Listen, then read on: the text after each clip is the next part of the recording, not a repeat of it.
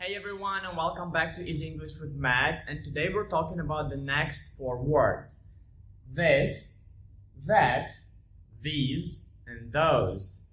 And I want to talk about those because for me, they were a big trouble. They were a big problem for me when I've been learning English. And when I reached the high level of English, like not really high, but probably was intermediate or upper intermediate, whatever. So I still couldn't understand where to use those words, alright? Probably I knew how to use this or that, but definitely I didn't know what the hell is these and those, alright? I thought those are similar to this. I thought these and those are similar to this, and I just didn't know where to use them, alright? I would always use this and that and never use these and those. But those are really important words. See, even now I use them in my speech, right? So you need to know where to use these and where to use those. And if you know how to use them, you're going to use them every day. Believe me, those are really, really important words. So let's just jump into our lesson and figure out where do you need to use this, that, these, and those. Let's go.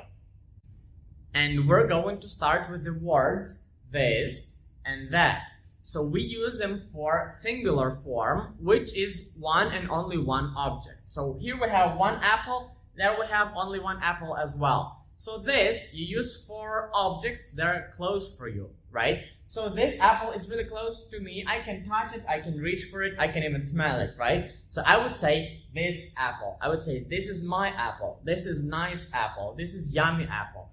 So on. But for objects that are far from you, that you cannot touch, you cannot reach, you need to say that. So I would say that apple. I would say that apple is pretty good. That apple is rotten.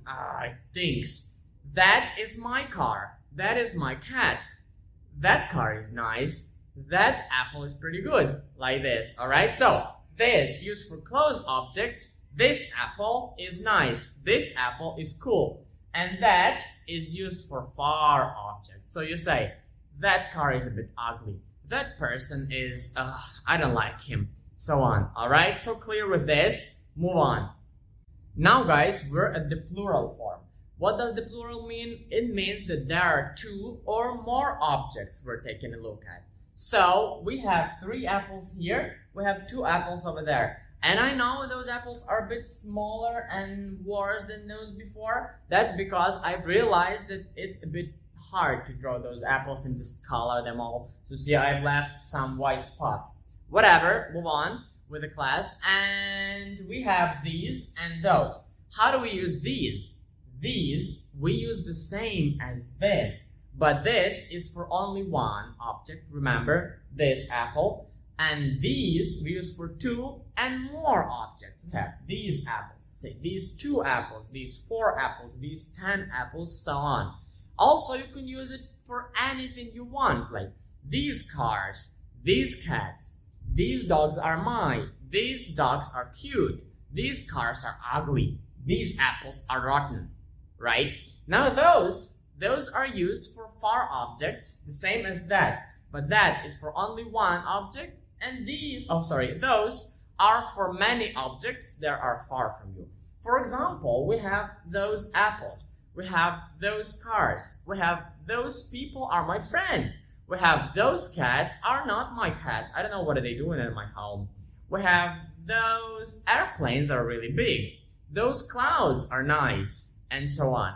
Alright, so we're clear. Now let's take a look at all of this together again. And then we're going to take a look at some more examples. So, this is used for singular form for one and only one object, which is close to you. Remember, this apple, this hand, this phone, anything. That is used for also singular form, but for object which is far from you. That apple, that phone, that hand, I don't know what is hand doing there, but yeah, that hand. Then plural, we use these and those. These are for objects that are close for you, as this, right? We have closed apples over here, so you say these apples, these phones, these hands. And those for objects that are far from you, and there are more than 2 of them. Those cars, those hands, those people. Clear? Let's move on. Now guys, let's have a look at this picture. Here we have near and far objects, singular and plural forms, right? So singular form for near objects, we're gonna say this. Then singular form for far objects, remember, we say that. Near this, far that. Now the plural form for near objects, we say these. We have many objects that are close to us, we say these. And far many objects far from us, we say those. Alright, those. Guys, let's take a look at this example. So we have one flower and many flowers near to you. And if you have only one flower near to you, you would say this is a flower. But if you have many flowers near to you, you would say these are flowers.